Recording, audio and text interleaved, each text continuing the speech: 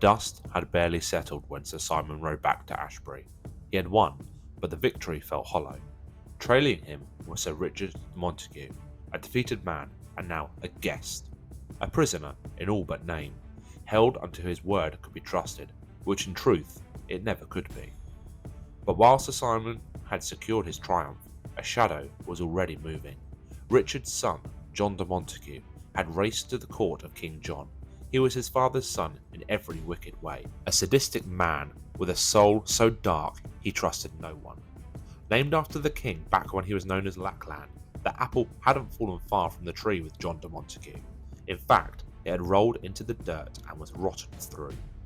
John was one of the king's favoured pets, a fellow traveller in a world without honour. It was a dark brotherhood, built on shared cruelty and a perverted view of power.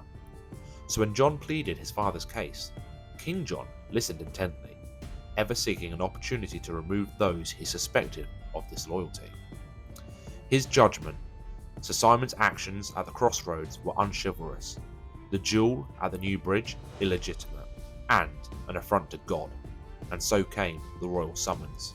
By the order of King John, by the grace of God, King of England, Lord of Ireland, Duke of Normandy and Aquitaine, and Count of Anjou, to Sir Simon, Baron of Ashbury, and our loyal subject.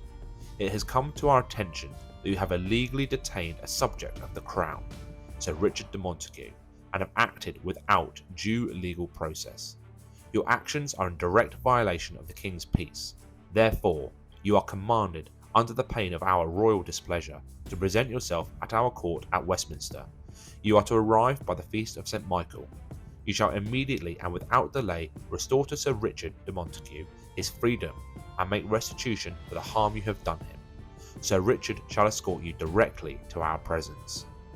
Failure to comply with this writ of summons shall be deemed an act of open rebellion against our person and our crown. Your lands and holdings will be forfeit, and you shall be declared an enemy of the realm. Do not fail in this. With these words, Sir Simon's choices were gone. On the deceptively beautiful autumn morning, under a sun that seemed to mock their journey, he and his men set out, leaving his young son Baldwin in command with all the guards he could spare. They were riding not towards justice, but straight into the jaws of the devil. But as Sir Simon rode north, John de Montague was not idle. He had used the king's summons as a distraction, a cunning trap for a man of honour. While Sir Simon's party rode out, John and his own band of mercenaries made their move, their path secret from all. He rode hard and fast, a cruel smile on his face. He knew that with Sir Simon gone, Ashbury was vulnerable. John de Montague wasn't seeking justice. He was seeking vengeance. His plan was simple: burn everything, steal what he could, and leave Sir Simon with nothing left to return to. So this is the retinue of John de Montague. He's the firstborn son of Richard de Montague. He himself is leading a group of 3 knights. He's a mounted lord, which means he gets 2 command actions. He's regular, so he's second tier. He's got a falchion, although I haven't got a model with a falchion, I've given him an axe instead. He's got a medium shield, a horse, and then he's got the musician upgrade, and he's got a pennant upgrade. But as I don't have a pennant model, I've had to use the knight here with the lance. I've also given him cruelty and fear as abilities for himself. So cruelty, when the commander makes a melee attack, enemy warriors in base contact must reroll 1 successful defense dice caused by the commander's attack pool. And fear, so fear means opponents must pass a morale check to charge this group. So hopefully capturing his personality there. The knights themselves, they are mounted knights, regular tier with falchion, medium shield and horse. Again, I don't have any falchion models, so I've gone with one there with a sword, and of course the pennant is the guy with the lance. He then has a group of 5 crossbowmen, which are regular tier 1. I've then got a group of 5 marksman sergeants, and these are identified more by the fact that they're wearing mail. And these have got measured shot, which means that if they do not move on a turn which they make a shoot action, they gain 1 attack dice, which is pretty nice. We've then got a group of 5 sergeants. These are irregular, so tier 1. They've got spear, medium shield and padded armour. We've then got 6 spearmen over here. These are green, tier 1 with a small shield, and they've got sure-footed, which means they may re-roll the strength charge if the first result leaves the group, making a failed charge. So that's it for his retinue. That comes in at 604 points, so a little bit over the 600 mark I'd set, but all in all, quite a fearsome retinue. Over now to our defenders in today's scenario. This is the villagers of Ashbury, being led by Baldwin de Beauchamp. He's the firstborn son of Simon de Beauchamp, and he's been left with a bit of a ragtag force to defend the town from any potential attacks. So Baldwin is our retinue leader. He's here. He's a regular knight with a medium shield, sword. He's got a pennant upgrade, and he's got a priest upgrade. He's got the brave and follow me abilities. So brave, the group adds +1 to all morale checks, but that does not extend to orders. And then follow me. Once per round, when this group activates for a movement action, a single friendly group within 6 inches may activate for free for a movement action. This free action counts towards the group's maximum actions, and both groups must finish their movement within 6 inches of each other. In his command group, he's got 4 regular knights equipped with swords and medium shields. He's got, going through from side to side, so he's got 6 irregular bowmen at the back, and then another 6 irregular bowmen. He's got 5 levy, and I actually wish I had more levy. These are green tier 1 with just hand weapons. We've got 6 spearmen, irregular with small shields, and then another 6 irregular spearmen with small shields. And then we've got 9 militant monks who are green. They've got the faithful ability, so the group is treated as having a shield roll of 9 or 10 when not equipped with a shield. And they've got faith, which is ignore 1 morale penalty when making a morale, not order check. So here we have the village of Ashbury, or at least the part of Ashbury which is being attacked by John de Montague and his retinue. It's being defended by Baldwin de Beauchamp, and the game will last for a total of 5 turns. At the end of the turn, the player with the most VP will win the game. So the attackers will get 1 VP per objective, which they have either set on fire or destroyed, and the defenders will get 1 VP per objective which is not on fire or has not been destroyed. Baldwin de Beauchamp will be deploying in and around the village, so within the sort of like 12 inches of the centre point. And then John Montague will be deploying from one of these 3, and he can pick which, and which forces come from roads. So in effect, he's coming from the outskirts towards the town. The objectives that we have got behind this building here, there's a well. So there's VPs available for poisoning the well. We've got the granary at the back here, which is worth a VP if they're able to set it on fire. We've got the storehouses, which are these buildings here, again worth a VP if they're able to set them on fire. There's the house here, which let's say this is the bailiff's house. And then we've got some stables, which are here. So quite close together within the centre, meaning that Baldwin and his men don't have to move far, but John and his troops will have to move into the village and start trying to attack it if they want to do any damage. So borrowing some rules from Pillage a bit and adapting them slightly, to set fire to something, the troops need to be within base contact of them. They need to have not fought in that turn, and on a roll of a d6, if they get a 5+, then the building is set on fire. Conversely, the defenders can actually put out a fire, or in the case of the well, they can attempt to hook out the carcass or whatever's been thrown into it. They do the same, and on a 6+, they will put out the fire or hook out the carcass. So as I said, 5 turns, 1 VP per area or objective which has been destroyed or saved. So let's review the deployment for Baldwin de Beauchamp. So he himself has deployed right bang in the middle of the board. He's essentially going to be sitting on the centre point, handing out commands, trying to keep his forces in order.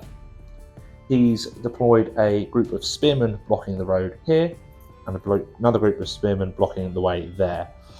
They're unlikely to stand much of a chance against a concerted attack from John de Montague, but they're there to try and slow down the forces. To help out, he's deployed a group of bowmen in the pen area, or the garden area of the storehouses. He's also deployed a group of bowmen at the back here, covering the approach from that angle of the board. Finally, he's put his levy on the bridge. They are very weak, they're not likely to last long, but they're there hopefully to hold up anyone who tries to cross. And finally, he's put his militant monks as a reserve in case they should be needed. Luckily, they can ignore any sort of like morale penalties with an extent, so they should hopefully be able to last a little bit longer than some of the other more inexperienced troops as well. So for John Montague's deployment, he's actually taken a bit of a risk. He's split his forces slightly. So down here on the bottom edge of the board, he's deployed the 4 mounted knights, his 4 mounted sergeants, the marksman sergeants, so the more experienced crossbowmen, and then he's also deployed his irregular sergeant, so his sergeant spearmen. So the main thrust of the attack is going to come along this road directly into the heart of Ashbury and aiming to go straight for Baldwin de Beauchamp. The 2 that he's deployed over in the back corner are the green spearmen and then some of the additional crossbowmen. So he's going to sort of like feint in from this direction, try clear out that group of spearmen. So here is the final lineup before kickoff. You should be able to see everyone on the board. You can see where they're deployed. I've got my dice ready, I've got my tokens ready. This is the first game I've played using the second edition of the Barons Warbook, which I got a couple of months ago. I've also had a chance to look through the PDF copies, thanks to Andy Hobday for sending those over to me. Hopefully I shouldn't make too many mistakes, but I'm expecting there will be a handful. And what I've done actually for this time, for the first time, is I have written my lists using the New Recruit app.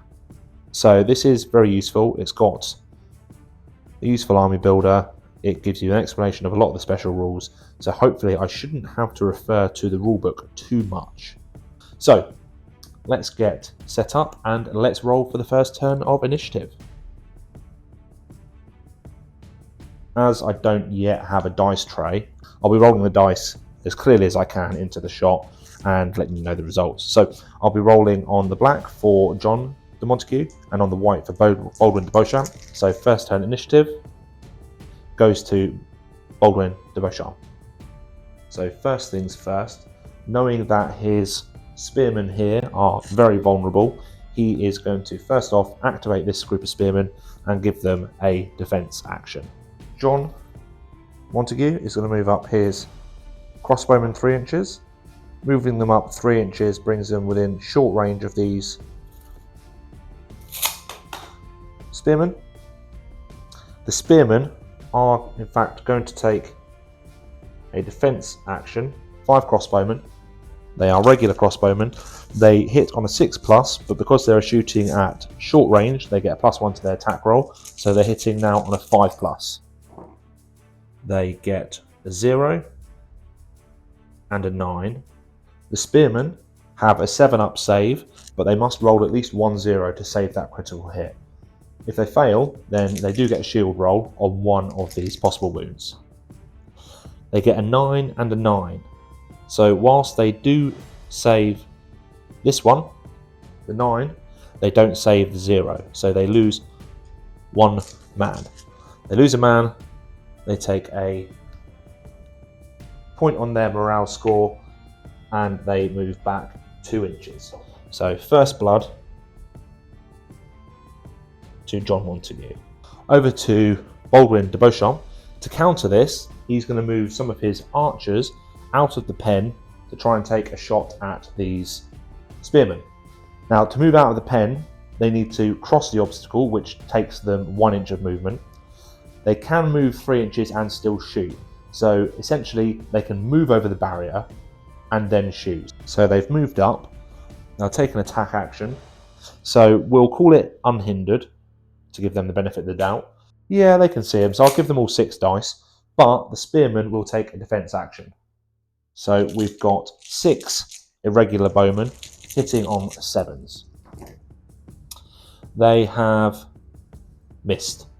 Every single shot has missed. Now we'll move back over to John Montague to see what his next move is. With his spearmen having made a defensive action there, John's pretty much limited to the troops he's got down on this main attack. So what he's going to do is see what kind of actions he can dole out to press his advantage. The first action he's going to take down on this edge is going to be a run action. And he's going to run this group of sergeants from this point over to the storehouses. Now they've got a move of 5. If they run, that gives them 10 inches, which gets them well and truly up and against the storehouses, which makes them gain a action token and a weary token. They have got really close up into these storehouses, so there might be an opportunity for them in the next round to try burn this down. Now that he's been able to observe the direction of attack that John's chosen, so the first thing he's going to do is he's going to give an activation to his levy in the back here, and rather than moving towards the road, they're going to try and come down into this paddock area back here. So they're going to move 6 inches, which will move them essentially into the corner of this building here, and they will wait there. They'll gain a movement token. In retaliation, and because in general he is a bit of a scoundrel, is they're just going to take a shot directly at short range into these spearmen. So they'll be rolling 5 dice. So because these guys have got the measured shot ability, they're rolling 5 dice for their attack, but they've not moved, so they actually gain an extra attack dice. They're a 6 up to hit, but because they've not moved, they're a 5 up. It seems like quite a deadly combination. So 5 ups to hit, that's a 5, and that's a 5. So only 2 hits. Additionally, because the pennant is here, they would have generated an extra attack dice. So I'll just roll 1 more again, which is actually a 0. So that would give them 3 hits.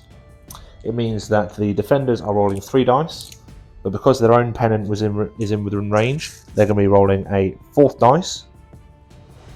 So they'd normally need a 7. This now changes to a 5 because of the defense action. So rolling 4 to save, but they'll need a 0 to cancel that other 0. They do. They get a 0 to cancel out. They get a second 0, which cancels out, but they fail 2. So they've got 1 more to save. They have got small shields, which gives them 1 more 9 up save, which they don't save, they get a 1. So they do lose 1 spearman, and they are pushed back 2 inches. So well, essentially, they get a 1 on their morale dice. So slowly, John is grinding through Baldwin's forces here. Baldwin is going to move his group of archers at the back here to try and get them into a bit of a better position, so hopefully in the next turn they can shoot at some of these attackers. So they're going to move up 6 inches this way. And with that, we're back over to John. Now, he's got 2 groups left to activate. He's got himself and he's got his men-at-arms who are mounted there. John is looking at that group of spearmen and he thinks he can ride them down. Now, there is 10 inches between the 2 groups. So 10 inches between the 2. The cavalry are currently moving at 7 inches. So they would need another 3 inches in order to make the charge there. They have also got the faction ability for feudal Europeans. So the first time in each game that a group of mounted knights declares a charge, automatically gains the close ranks ability, provided it is not weary and charges at least 6 inches. So what close ranks does is, when the knights declare a charge against an infantry group, provided they're not weary and at least 6 inches from the target, they may close ranks. Immediately before the defender declares their reaction, the targeted infantry must take a morale check. If failed, your group becomes broken and may not make a reaction. It does not move, but it will make its broken move away from the charging knights in its combat resolution step. So we've got a 7-inch move. We're going to gain the close ranks rule, so they are already effectively in close ranks. The defender cannot make a reaction because they've already taken an action. There's nothing blocking the line of sight. We know the range already. The morale modifier We have got a difference. Because there's a difference of 1, the attacker may re-roll 1 failed attack dice. So what we'll have to do first here now is actually take the morale check for these spearmen. They have got a morale of 5, but that goes to a 6+ because of the morale modifier they've taken. But also because we've got the priest, they get to ignore one of those morale modifiers, so they are actually back down to 5. So they need a 5 or they're broken. 3. So these guys are broken, which is not great. They're terrified of these guys charging towards them. We now need to roll on the strength of the charge to see how they do. They get 6. So they are thundering into these guys. A 6 will give the group an extra attack dice in their attack pool, and they are now moved up into attack. So as these knights have charged in, they're going to be rolling 1 dice for John himself, as he is charged in base-to-base contact with this spearman here. They will be rolling another 3 dice for the knights in combat. They'll get an extra dice into this dice pool because of the strength of the charge. Now I think I can give that to the commander if I want. So I will add an extra dice to John. And then we've got 1 for inspire as well, so you can inspire the command group, but not the commander. So an extra dice. So that is 6 dice being rolled by these knights against a group of broken spearmen already. So just reading in the rules, as this is a slight change from the first edition, it says that you need to discard any unused defend actions. So that means that these guys will take away their defend action as they are now broken. If you are attacking a broken group, melee combat attacks against broken warriors automatically hit. So that is 6 hits automatically caused on that group of 5 spearmen. Broken groups may make defense rolls against hits inflicted, but not shield rolls. So let's see what we're going to be rolling. The spearmen are going to need 7s. However, because John has a falchion, they will need 8s because they're wearing no armor. So it's going to be an 8 to save. Additionally, because John has cruelty, when the commander makes melee attacks, enemy warriors in base contact must reroll 1 successful defense dice. So they're going to need 8s off these dice. Let me back up a little bit so you can see. They'll need 8s. They get a 9, 5 successful hits against a group of 5, which will wipe them out completely already. Ouch. So we'll remove this group, and then I'll have to review the rules to see what happens when a group is completely removed. So because an entire group's been removed, the retinue leader, Baldwin, takes a morale penalty. He will also have to check that he's not broken because he's had an entire group wiped out, an entire friendly group within 6 inches. His morale is a 3+, which would go up to a 4 because of the morale penalties taken, the morale modifier, but because we've got the priest in there, it goes back down to a 3. So 3+ will save it. He actually gets a 3. So he is safe, although that was very close for Baldwin there. So to round off this combat action, John can now make a free movement to regroup. So essentially he gets his entire movement free. And what he's going to do is he's going to basically move his knights background to this area here, ready for a possible charge in the next round. Now, like I said earlier in the video, this is the first time I've used a 2nd edition version of the rules, and I can tell you that already it's playing much, much smoother. So that is John de Montague's first activation over. Now it goes back to Baldwin. Now I think it would probably be quite fair to say that Baldwin is feeling the pressure here a little bit. He's just completely lost his first line of defense on this angle. So the monks are going to move forward, and they're going to take position here to try and obstruct any charges that might come from John and his knights. This is Operation Human Shield. So now it's back over to John. So as it's currently standing, we've got 2 activations left for Baldwin. He's got his two activations left. John's got 1 activation left, and his group of mounted sergeants down the bottom here also have 1 activation left. The sergeants here are going to make a move on their own accord. So they're going to move further up, getting into position. So the mounted sergeants have an 8-inch movement, which is sufficient to get them around this group of crossbows. So they will just finish up their move. So Baldwin has his 2 activations left. So what we will do with Baldwin is he will try issue an order to this group of bowmen. He'll want them to move up to the fence and then start firing, hopefully at these sergeants, but as they're not the closest target, they might have to take a morale check for it. So I'll move them and then see who's got line of sight, and we'll have a look at how it's going to go. So just to clarify, the order here is for the bowman to move and shoot, which counts as an attack action. This will make them weary, so any shots they have will be at a -1 modifier, so they'll be taking a penalty for that. Long range for the spears, short range for these crossbows. I think it would be fair to say that at least 2 of these bowmen would be unable to shoot at the crossbowmen. However, I definitely think the crossbowmen are the bigger threat at the moment, so we'll roll 4 dice for the bowmen.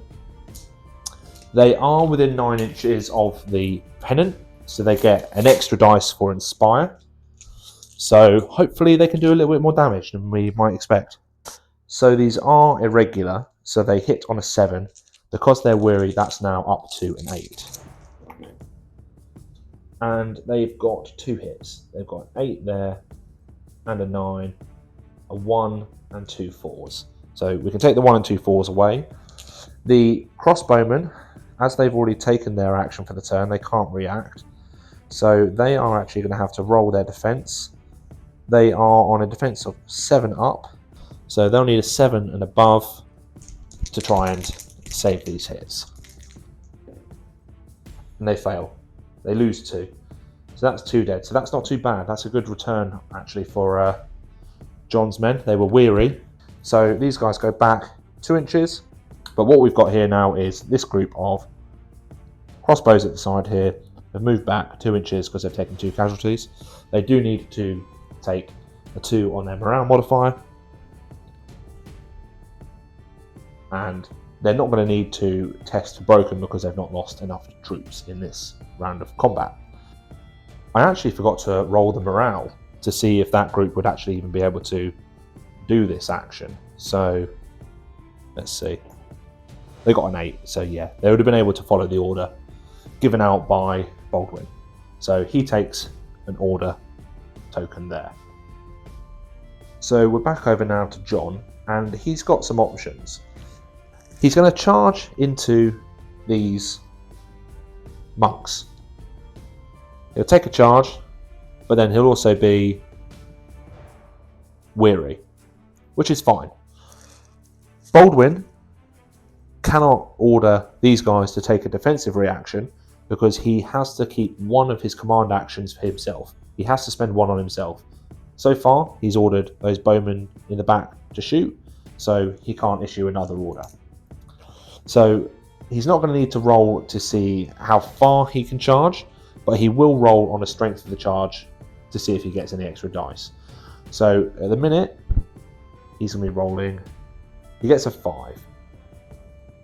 So he won't get any extra bonuses. Obviously, there's no morale modifiers, there's no defense reaction. So now they move in and they charge. So all of them have charged in. Now you should probably be facing the other way, but I just like having them facing towards the combat. So let's generate their attack pool. You've got 1 for John himself, you've got 3 for his knights, and you've got an extra 1 for inspire. That's it this time. So we're rolling 5 dice. So John will be hitting on a 4 up to a 5, and the knights will be hitting on a 5 up to a 6. So there is a 0 from one of the knights. The 4 misses. The 5 misses. So they both come out. John gets a 2, and then there's an 8. So 2 hits. Importantly, nothing caused by John, as he was being rolled on the black dice. So the monks have got to make 2 saves. The mounted knights do have falchions, so there's a -1 to these defense rolls anyway. The monks have a defense of 7. That's going to go up to 8 because they're weary, and then up to 9 because of the falchions. So they need 9s to save these. Let me roll on these. I'll roll these 2 black dice so they're easy to read. And neither save. So that is 2 dead monks. And this isn't going well at all for Baldwin. He is getting pretty steamrolled. So far he's lost 9 troops to John's 2. So the monks move back 2 inches. So what effectively I'll do is I'll just move this front line back behind these other guys. So it effectively makes it 2 inches. No, so they would have needed 8s to save, so actually they're not. So they've taken a 2 on their morale modifier. They've moved back. John can now make a regroup, and he's essentially going to recycle. And I suppose that's what these mounted knights would be doing, isn't it? They're cycling through the charge, moving back, preparing to charge again. And there we go, John's moved back. So now we move over to Baldwin. Baldwin is actually in a bit of a predicament. He can't dish out any more orders, so he has to spend this himself. So he's going to have to try find a way to pull something out of the hat here that can help a bit. Now he could charge into John quite easily. If he kills John, that's game over. So what he's going to do is he's going to charge these mounted sergeants who cannot make a save or a defend reaction. So let's go through this. Step 1, declare the target. Check line of sight. No issues whatsoever. That's fine. Measure the range. It's 8 inches, so that's 4 inches more than their actual movement. So it is within their potential charge range. Morale modifier. So the attacker has -1, so the defender may get to re-roll 1 failed defense dice. Check morale. I think they're at equal distance apart. Yeah, both about 8 inches apart. So I don't think they're going to need to take a morale check to charge them. They would have to take a morale check to charge into John because he's got fear.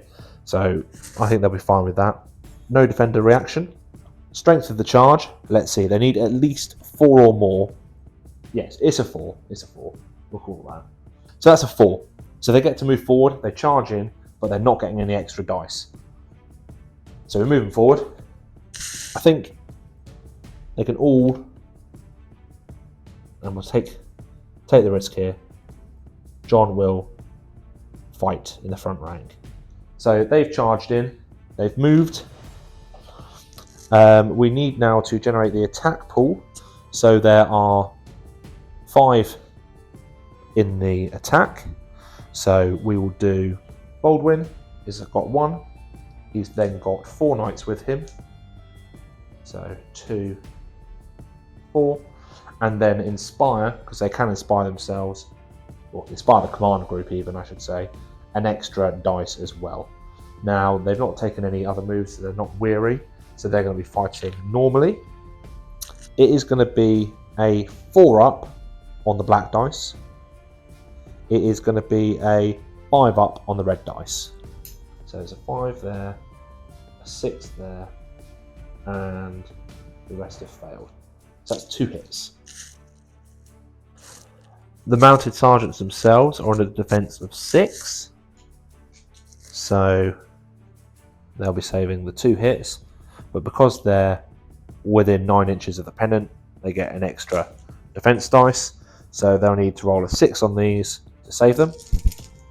They roll a 9, an 8, and a 2, so they save both of those hits. So that's not good. That is not good at all for John. Even not John, Baldwin. So he moves back, and the sergeants move back. Right, and we need an attack action here. He keeps that. They basically stay where they are. So that's it. Right, let's have a swing by and see what's happened to turn 1. So we're moving into the end phase. We've got one group here who are in contact with the storehouses. On a 5 or a 6, they will set fire to it. It's a 4.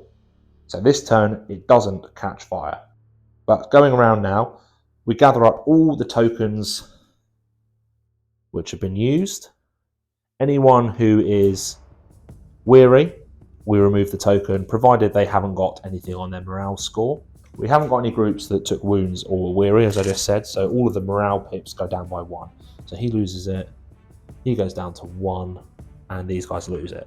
So the morale is coming back. They're feeling a little bit more secure. There's one more over here. That goes to a 1. So overviewing the battle as it currently stands. In the centre, Baldwin has lost an entire group of spearmen. They were wiped out by John's charge that literally went straight through them. In retaliation, Baldwin tried to charge and take out these mounted sergeants, but unfortunately it didn't do anything. The crossbowmen down the bottom here loosed off their bolts. It didn't really have much of an impact. Round the corner here, these levy moved around to try to get into a flanking position, but it's likely they're just going to have to run straight back now. The bowman who had been positioned on the riverbank has had to move up next to the granary. They've managed to shoot and put a couple of wounds onto the crossbowman in the far corner there. The spearman on Baldwin's side took a casualty and had to fall back. These monks in the middle took 2 casualties from John's charge and had to move back slightly. The bowmen in the corner here, they moved out and tried to take some shots at the spearmen, but unfortunately again they did nothing. So far things are looking pretty good for John. So going into initiative for the second turn, I'll be rolling Baldwin on the white and John on the black, and John gets the initiative this turn. I'm going to activate these sergeants here. So there's no need to worry about, obviously, line of sight, how far they need to move because they're within range. Reaction we'll come back to in a second. Rolling strength and charge, he gets a 1. So he's actually going to lose an attack dice as he charges in. Now, looking at the options that Baldwin has, he could take a defense action and then he would be able to, probably more likely to survive.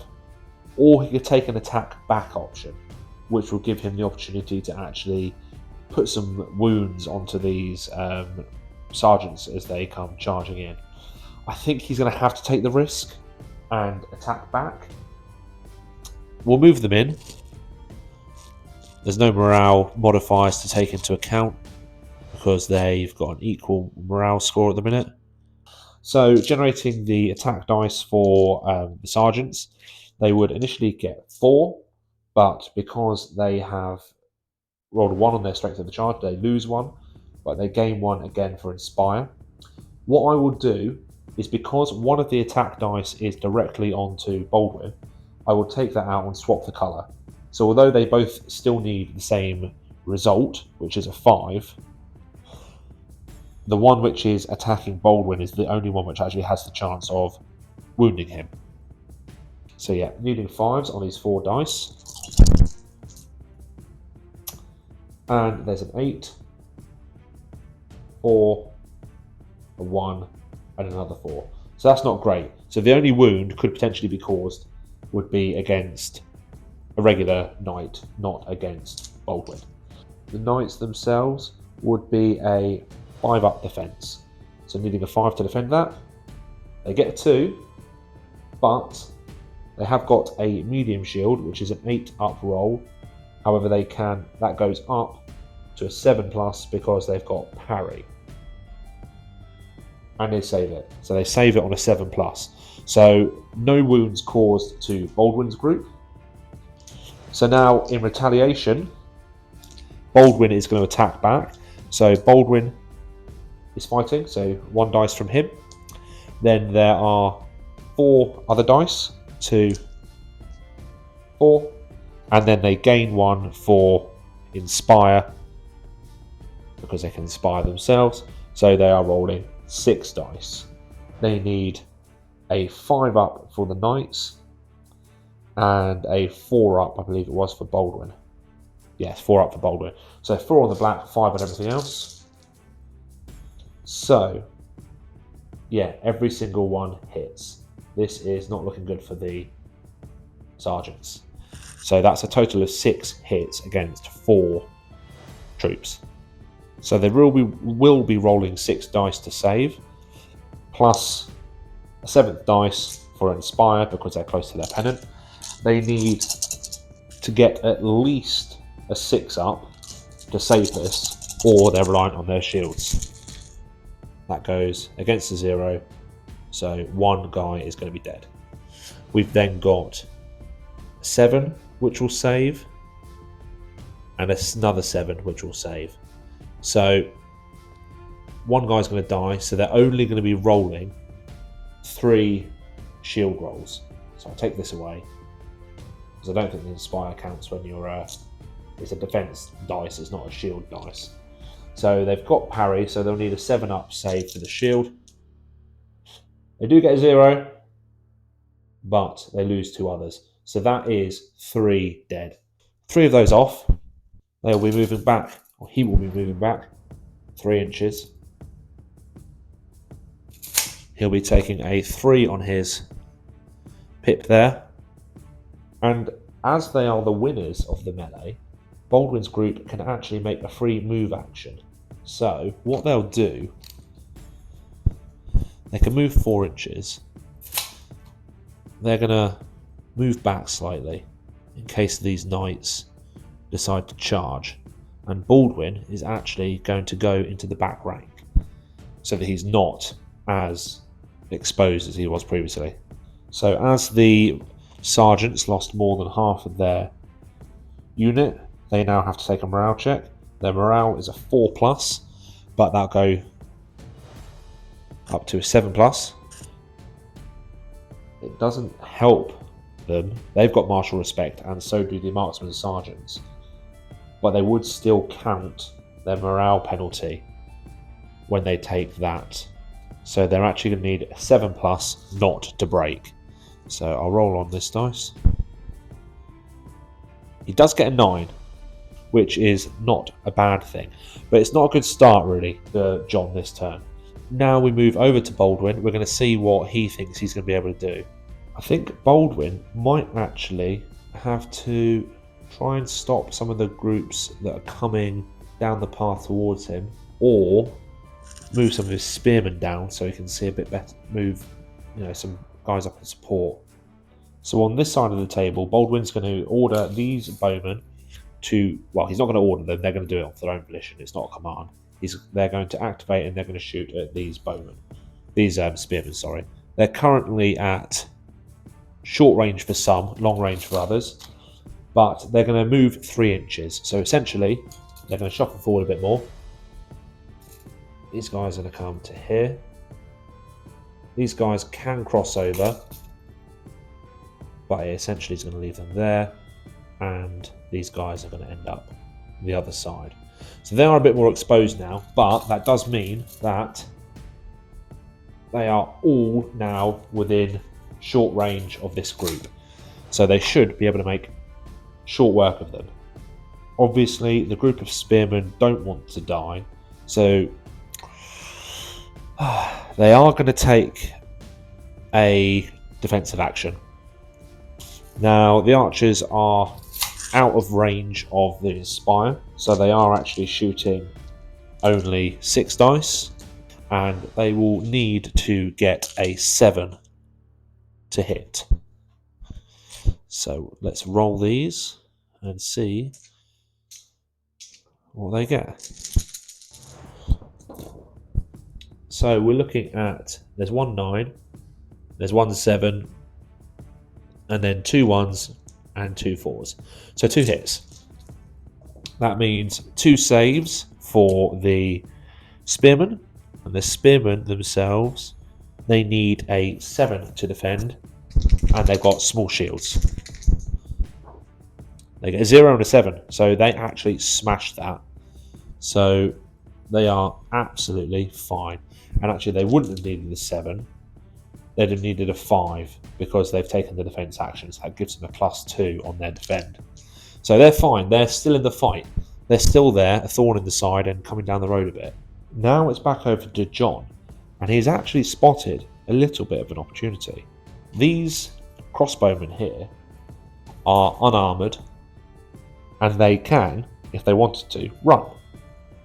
So they're going to take a run action, which puts them directly behind the granary. They'll be weary, but also they'll be out of the range of anyone who might want to try and take shots at them. So there we go, those crossbows have moved up, which means that at the end of the turn they're going to get a chance to try and set that building on fire. Back on this side of the battlefield, Baldwin's got a couple of options.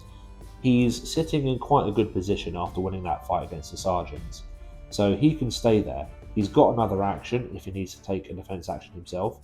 He's also got the ability to actually order the monks which are next to him to do something if he needs to. So he's okay where he is. The original plan for the levy, who are currently sitting behind the house here, was to flank around to the side.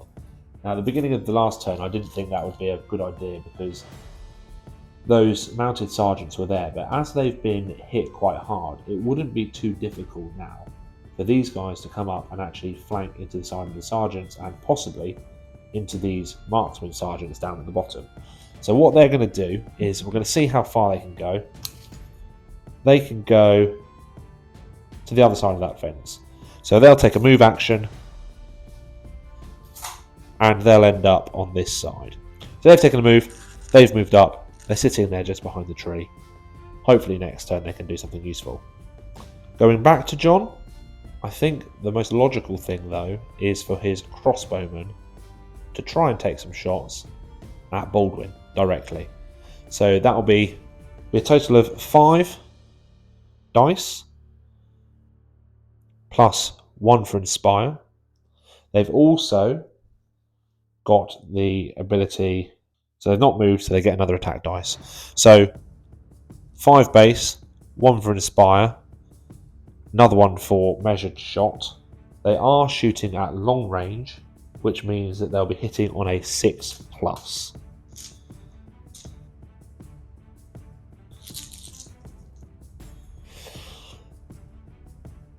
So 4 hits. Baldwin is going to be rolling 4 defense. So his command group will be rolling 4 defense dice plus 1 for Inspire. They'll need a 5+ to save. 2 fails, which means they get to make their shield roll. They've got a medium shield, which is an 8. It's a 2. So they take 1 casualty. So knight at the front goes down, takes a crossbow bolt through the visor. He is dead. So Baldwin moves back an inch with his command group. Now that they've taken this hit, gain a 1 on their morale modifier. So they've got a 1 on there. Going back round to this side to see what Baldwin's options are. With the crossbowmen moving off to the side there, it has kind of taken away the danger to these, or the immediate danger to these spearmen. So what they're going to do is actually they're going to try and move up 6 inches here to threaten the crossbowmen in the next turn. If they can try and push these crossbowmen away from the granary, then hopefully the danger on this flank will be much reduced. So they'll move over there. Moving our view now for John's next turn. He doesn't want to commit these sergeants because they are in contact with the stores, and if they can burn these down, that is an objective, that's a VP. But he also does want to put pressure on these bowmen. So what I'm counting is I'm counting this entire footprint here, including the outer area of this paddock, as part of the stores. Imagine there's planks or sacks lying around. So these guys are going to move. They're going to move up there 5 inches, but they're going to stay in contact with that part of the building. They'll stay in contact with the paddock, menacingly moving up with their torches, ready to set fire to whatever they can get their hands on. So coming back over to John, he's going to issue a command. So he's taken one of his own actions. He's going to issue a command to these crossbowmen, or these marksmen sergeants. They're going to take a shot again at Baldwin. This will make them weary if they pass the command. So they have got a morale of 4+. They roll a 9. So they're fine. They'll take the order. They'll become weary. Normally, a group cannot take a second, can't shoot a crossbow more than once, but because they've got the marksman ability, which I suppose is probably why they've got it in the name, they may shoot a crossbow more than once each round. If they make a second shot, it always counts as at long range. So it'll be a 6+ for them to hit. They're going to be shooting 5 as a base, and then an extra 1 for the inspire, needing 6+. 3 to save for Baldwin's group, so they've got their 3 to save plus 1 for inspire. It's going into the knights themselves rather than into Baldwin, so we're looking at needing to get at least a 5+. They could have taken a reaction actually, and I think I will. I think he will take a defense action. So rather than a 5, they'll need a 3+ now to defend this. And they defend all of them successfully. 9, 7, 6, and a 4. So no, not troubled by the crossbows at all. And actually, these guys are weary, so the crossbows would have needed higher than that. They would have needed, because they're weary, they would have needed a 7+. So this one wouldn't have counted. And on Baldwin's turn, I'm looking around. A lot of his groups have taken actions. All he's really got left are his monks and his bowmen, who are currently sitting by the granary. So I think what they might try to do is they might try and make a move. They're going to run directly from here to the corner of the building. That's 12 inches. That essentially gets him here. They are weary now, but that brings some firepower back over to this side to hopefully help Baldwin. Back to John himself. He's spent the command token already, but he's actually going to take a move. He's going to move into contact with the stores. The command group are also going to have a go at trying to burn this down, because that is the aim of the game. Burn down as much as you can in the village. So that's his final movement done. So yeah, the only activation left are the monks, and what they're going to do is just going to try and they're going to move. So they've moved forward. They'll take a move, but really they're not going to play any part in this turn at the moment. So end phase. Collect up all the tokens. Morale penalties for the commander, go. Morale penalty for the monks, go. Adjust this morale penalty down 1 to a 2. So yes, actually, these crossbowmen around here have got a morale penalty and they've got a weary token. So they have to actually pass a morale check before they can remove the weary token. So they roll a 1. So that is an automatic fail. The weary token comes off, but the morale penalty stays because they failed their morale check. That said, they are in base contact with the granary, so on a 4 or 5 they set fire to it. It's a 3. So moving back over to this side, we've got 2 of John's groups who are in contact with the stores. Rolling for John, he gets a 5. So he sets it on fire. He has set the stores in the village of Ashbury ablaze. And my God, how the fire burns bright.